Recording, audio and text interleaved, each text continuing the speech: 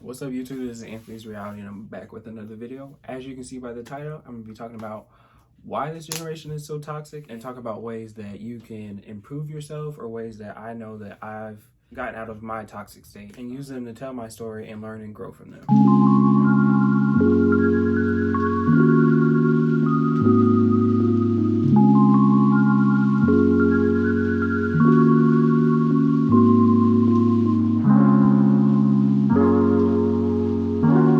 A lot of people's toxic traits and toxic characteristics come from either their childhood, sometimes even ancestral karma. So a lot of people's trauma and toxic traits and characteristics come from their childhood or past experience that they had as a child or even as adults or teens, and then other toxic traits and characteristics actually can come from family members who are in, like, parents or grandparents that get passed down and carry on, so on and so forth. So when you have these traumatic experiences or you have these characteristics, people now, or something that I've noticed, I shouldn't say people, something that I've noticed is that a lot of people don't work through these problems. They either submerge these problems and put them at the bottom of their body or somewhere in their body where someone else does not have access to them. So then that trauma is always there. It's always in their body, and it's just covered up. A good analogy for this is imagine somebody calling you names and things like that, and then they apologize to you. You're still hurt by that. So for instance, you take those things that they wrote, you take those things that they said to you, you write them on a piece of paper, and you crumble up this piece of paper. You give them that piece of paper. These are all the things that you said to them, the bad things about them, you know, either their hair or their weight or whatever. Now that you've apologized, they give you the paper back, but can that paper, that crumbled up paper, still be a straight piece of paper now? Can it not be crumpled up and have the little wrinkles in it and stuff? No. So those things still remain inside that person, even though that you've apologized. So from those traumatic experiences, and from the ancestral characteristics that get passed down, now you're not only battling the things that you've dealt with as a child and the things that you've experienced, but you're also dealing with the other things that were basically given to you from your ancestors and so on. So now you're dealing with all of these, what they call demons now, and instead of working through those problems and actually feeling your emotions and releasing them, you're submerging them in your body.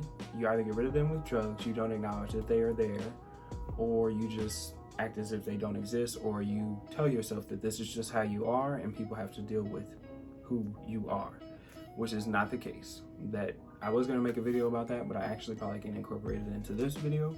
So now that you've got all these issues and problems, you think that this is just how you were born, or this is just what you've been through and this is how you are, instead of actually feeling your emotions.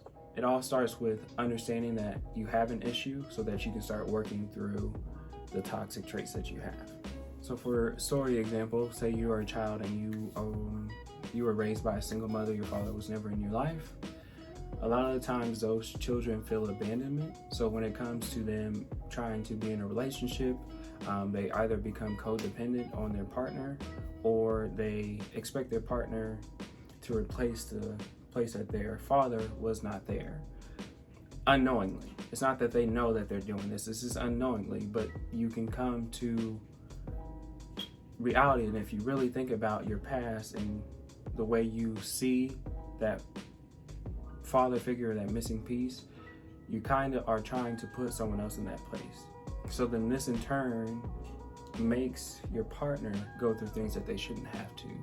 You're codependent on them, and when they leave you, you express the anger that you have actually towards your missing father onto the partner, which now makes not only the relationship even worse, but the anger that you've been holding in all of this time now is added on to, because one, your father left, and now the partner that you wanted to be with for the rest of your life left as well.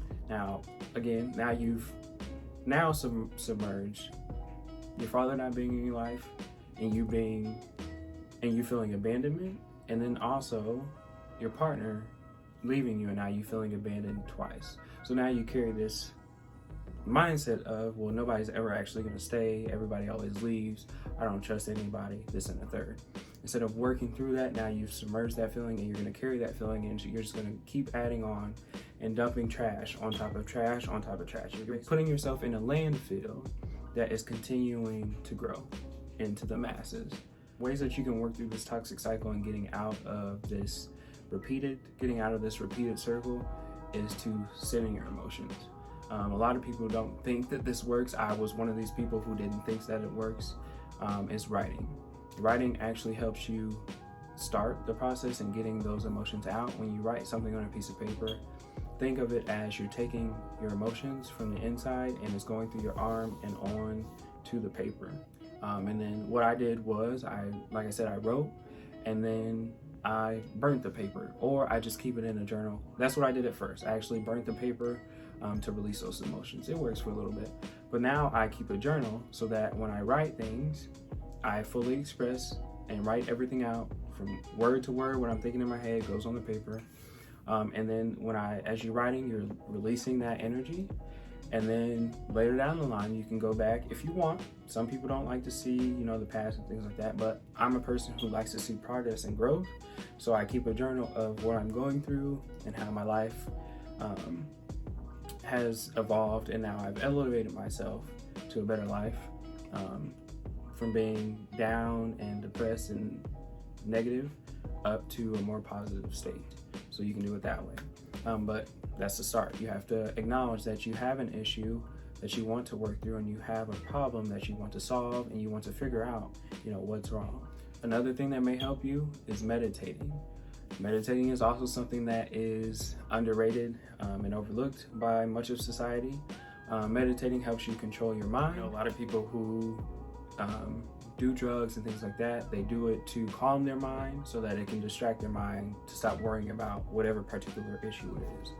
If you meditate, you can learn to control your mind and learn to make your mind focus on certain things, focus on the things that you wanted to, instead of letting it divert and go off in its own direction. Continues to play those scenes or continues to play those traumatic life situations in your head.